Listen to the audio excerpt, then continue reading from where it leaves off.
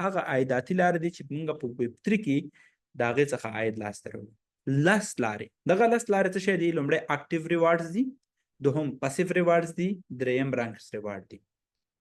اکټیو ریوارډ څنګه کار کوي، پسیو څنګه کار کوي، رنک ریوارډ څنګه کار کوي، راځي په دې خبرې اترې کوم. اول موږ او تاسو سره NFT ده. سیستم داسې نه کوي چې مثلا اوکې دا $10 چې څومره مثلا دا حتمي ده چې هر څوک باید واخلي، کوم چې اکاونټ جوړوي $10 حتمي دي چې باید ورکول شي.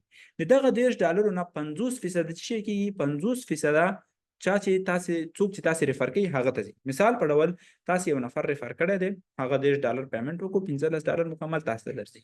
اوس که تاسې زحمت وباسئ، که تاسې کار وکړئ، سیستم ستاسو سره شته دی، سمارټ کانټراکټ دی، بهترین دی، زبردست دی، رسک معلوم دی، ریوارډ معلوم دی، ګټه تاوان هر څه معلوم دي.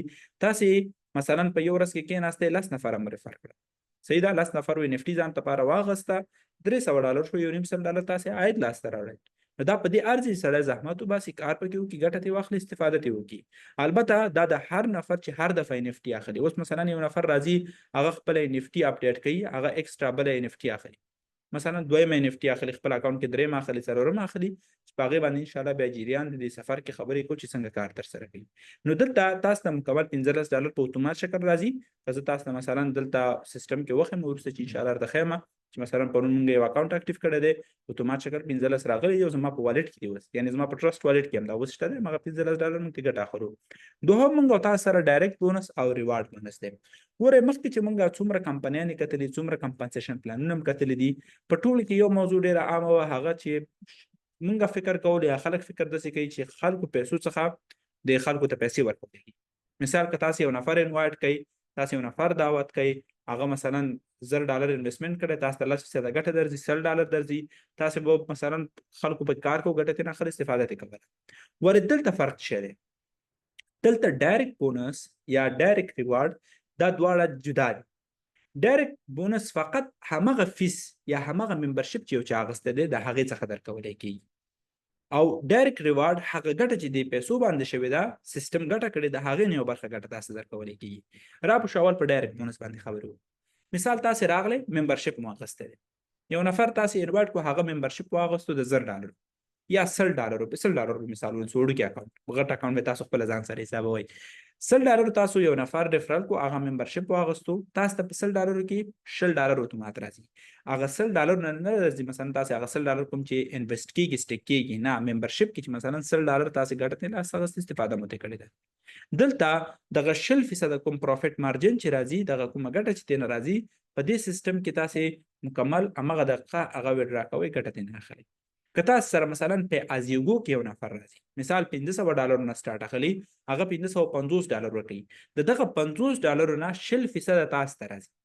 یعنې سیستم کلیر کټ صفا تاسو دپاره دا اپورچونټي برابروي چې فقط همغه د فیسونو سیستم څخه عاید د ځان دپاره جوړ کړئ، ګټه ترې نه واخلئ او استفاده ترې وکړئ. دوهم موږ او تاسو سره خوبي څه شی ده؟ ډایرکټ ریوارډز دي. دا ډېر زیات جالب دی، څه شی زما ډېر زیات خوښېږي.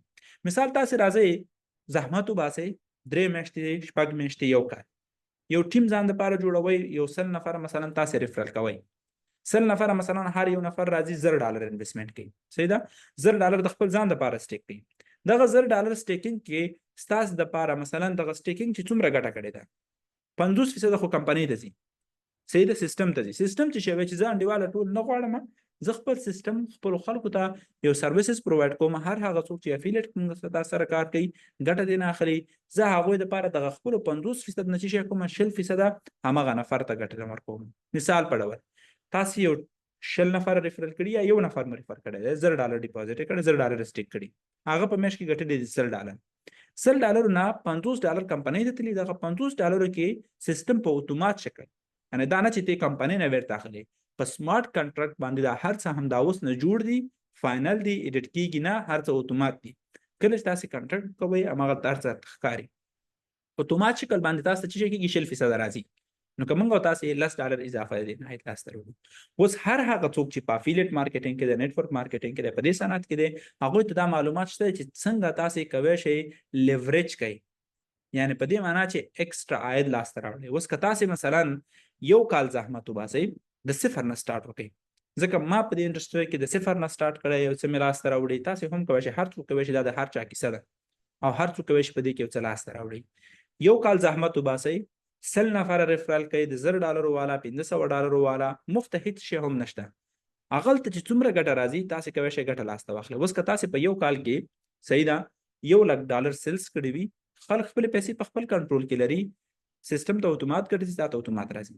سیستم په یو میاشت کې مثال په ډول ګټه کوي 0.5%، یعنی د $1,00,000 ګټه راځي $10,000. 10,000 کې 10,000 کمپنۍ ته دي، هغه 10,000 کې تاسو ته چې شی راځي 0.5% اتومات راځي. ستا چې مثلا د 10,000 0.5% څومره راځي $2,000، نو تا ته هره میاشت 2,000 پاسیو انکم را روان دی، بغیر د دې چې مثلا تا سره په اتومات شکل ګټه راځي او ګټه ترې نه اخلي. نو $2,000 تا ته چې کېږي اتومات شکل جوړېږي، ګټه ترې نه راځي. که 10% ګټه کوي، که 15% ګټه کوي، که هېڅ ګټه نه کوي، هېڅ تا ته هم ګټه نه راځي. یعنی ټول هر څه بیا هم درته وایم چې اتومات شکل، منظم شکل او مستقیم شکل باندې فعالیت ترسره کوي. دلته تاسو مثال کته شي، که تاسو مثلا یو نفر تاسو راوسته دی، هغه ممبرشپ اخیسته دی، ممبرشپ جدا دی، سټیکینګ جدا دی. که هغه مثلا 15,000 ممبرشپ اخیسته، د هغې 0.5% بونس اخلی او $10,000 مثلا 15,000 راځي $10,000 او $10,000 سټیک کړي دي، ستاسو مثلا پرفارمنس فی 600 راغلی، د 600 نه تاسو څه کوئ 0.5% ریوارډ بونس اخلي. البته دغه یو څه چې باید تاسو پوه شئ، ممبرشپ او سټیکینګ دا دواړه جدا دي. ممبرشپ هغه څیز دی چې کوم تاسو کمپنۍ ته فیس ورکوئ. سټیکینګ د ګټې نه ګټه ده. یعنی که تاسو مثلا پاسیو انکم غواړئ، یو ځان لپاره عایداتي لاره جوړوئ چې مثلا دلته تاسو وګورئ ډایرکټ بونس، مثلا موږ تاسو خلک ریفرل کړي دي، یو ممبرشپ اغسته 15,000 بلم 15,000 تاسو $2,000 عاید لاسته راوړئ 0.5%. دویم مثلا تاسو دوه نفر مثلا هغه کسانو بیرته 10,000 سټیکینګ کړی دی، دا غیر مثلا تاسو 0.5% ګټه مثلا $240 نور راغلی. یعنی تاسو یو خدای چې ډایرکټ بونس نه ګټه واغسته، بل د هغې ګټې کو هم تاسو $240 عاید لاسته راوړئ. راځو موږ او تاسو 100% سټارټ اپ بونس ته. اوس که تاسو راشئ مثلا $100 ممبرشپ واخلئ، صحیح ده، او تاسو 10 کسان مثلا په هماغه میاشت کې ریفرال کړئ. البته دا ضروری نه ده، دا افیلیټ مارکیټینګ ضروری نه دی. زما وظیفه افیلیټ مارکیټینګ ده، زه په افیلیټ مارکیټینګ کې ډېر فعالیت ترسره کوم، کار پرې کوم، سیستم زما دپاره ښه دی، زه ترېنه ګټه اخلم. هر هغه څوک چې غواړي ګټه ترېنه واخلي، هغو سره هم مرسته کولی شم تر څو استفاده ترې وکړي، ګټه ترېنه واخلي او مخکې ته لاړ شي. دلته که تاسو مثلا سیم ټو سیم 10 نفره په خپل ممبرشپ باندې یا د هغې نه پورته ممبرشپ سیلز ترسره کوئ، تاسو 0.5% ریټرن اخلئ. یعنی مثلا تاسو که $10,000 خپل ممبرشپ ولرئ او 10 کسان مثلا $10,000 والا ریفرل کوي، نو تاسو خپل $10,000 بېرته بونس لاسته راوړئ، بغیر د هغې نه چې هغه $10,000 خپل ممبرشپ اخلئ، د هغې نه غیر هغه کوم چې تاسو 0.5% ریوارډ اخلئ، هغه بیا جدا مسله ده چې تاسو ایکسټرا ګټه ترېنه اخلئ. اوس مثلا 10 کسان تاسو ریفرل کړل، $10,000 شو، $10,000 کې 0.5% یو ایوارډ تاسو اخلئ او خپل $10,000 نو چې دی هغه هم بېرته تاسو څه کوئ، کیش آوټ کوئ، خلاص بېرته استفاده ترې کوئ. یعنې تاسې په $10,000 کې $3,000 تاسو عاید لاسته راوړل. ښه، بل موږ او تاسو سره لومړي ځل په ویب 3 انډسټرۍ کې هغه د ډبل باینري سیسټم دی. دا ډېر خورا جالب دی. یعنی زه چې لومړي ځل لپاره دا شی ګورم، کله چې ما 2 هفتې مخکې د دې سیسټم په اړه واورېدل او خپل ریسرچ مې ورباندې وکړو، لاړم مثلا چټ جي پي ټي نه مې پوښتنې وکړې، ورسره خوا کې خپل ریسرچ مې په هغه کې وکړو، سوشل میډیا کې وکړو. د دې سیسټم خوبي څه شی ده؟ ټول په ویب 3 دی. دلته څوک تاسو وعدې نشي درکوی، څوک تاسو نشي غلطوی. یا ما ته څوک وایي چې والا غر راته شروع کړه، سین راته شروع کړه او غر راته خوړ کړه، خلاص داسې کیسې پکې نشته. باینري سیسټم 10% تاسو درکوي او ریوارډ هم 10% دی. اوس که یو نفر ووایي چې دغه ریوارډونه کوم ځای نه راځي، دغه څنګه فرق کوي؟ لکه څنګه چې موږ او تاسو په ډایرکټ ریوارډ کې اخیسته، کمپنۍ څه شی کوي؟ سیستم څنګه جوړ شوی دی؟ سیستم په سمارټ کنټراکټ کې داسې جوړ شوی دی چې اتومات شکل باندې څومره سیلز چې کېږي، څومره ممبرشپس چې راځي، هغې 75% په خپل نیټورک باندې ټول تقسیمي او تاسو د نیټورک په واسطه چې شي کولی شئ عاید لاسته راوړی شئ.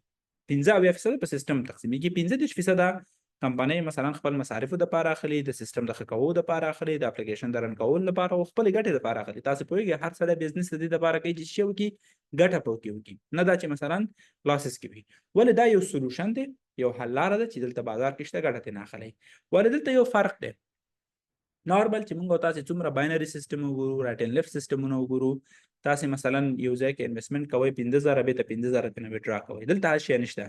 که تاسو مثلا زحمت وباسئ او 15 لیډران لرئ، د هغې په داخل کې د 15 لږ نه وروسته نور تاسو ګټه نشئ کوئ. یعنې په دې معنا که یو ټیم تاسو جوړوئ، هغه ټیم فقط 15 کسانو اولیو پورې تاسو ګټه اخیستی شئ. یعنې 15 لیډران نه لومړی تاسو پسې ریفرل دي، په هغې داخل کې په ویکرلي کې 3 کسانو ته 10% او پاس 2 کسانو ته 5% هغه کسان چې نوي دي ملګري نوي دي خیر دا به موږ تشریح کوو ورسره په سیستم کې لکه زموږ 90 ډیز ګیم پلان سبا شروع کېږي البته نن نه شروع دی نو موږ به 90 ورځې دوامداره په دې کار ترسره کوو فعالیت ترسره کوو نتیجه به یې ګورو ګټه به یې ګورو هر څه به استفاده ترې کوو نو تاسې د ممبرشپ والیوم هغه ممبرشپ والیوم چې تاسو ته راغلی په هغې باندې تاسې ګټه اخلئ استفاده ترې کوئ او مخې ته ځئ او هغه چې پرفارمنس فیس والیوم دی کوم چې مثلا تاسې سیستم کې ګټه راغلی ده مثلا تاسې 1 لک سیلز کړي دي 100,000 په یو هفته کې مثال په ډول پرفارمنس فیس راغلی هغه 100,000 ستاسې مثلا ضعیف طرف ته راځي هغې نه هم تاسې یو اندازه اضافه ګټه لاسته راوړئ چې په ټوټل کې سیستم لکه څنګه مې چې مخکې درته ویلې